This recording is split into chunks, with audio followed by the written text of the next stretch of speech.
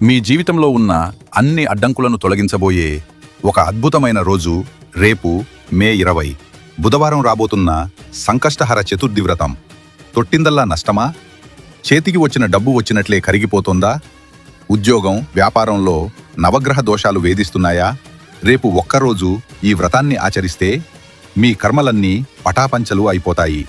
రేపు ఉదయాన్నే స్నానం చేసి ఇంట్లోని వినాయకుడికి గరిక సమర్పించి కుడుములు లేదా అరటిపండ్లు నైవేద్యంగా పెట్టి నెయ్యి దీపం వెలిగించండి.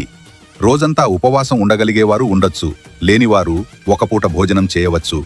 సాయంత్రం 6 గంటలకు వినాయకుడికి పూజ చేసి వ్రతాన్ని ముగించాలి. రేపు రోజంతా మీరు మనసులో స్మరించుకోవాల్సిన మహామంత్రం ఓం గం గణపతయే నమః. ఖచ్చితంగా ఈ చతుర్థి మీ జీవితంలో పెద్ద మార్పును తెస్తుంది. వినాయకుడి అనుగ్రహం మీకు లభించాలంటే కామెంట్లో ఓం గణపతి అని టైప్ చేసి ఈ వీడియోను షేర్ చేయండి.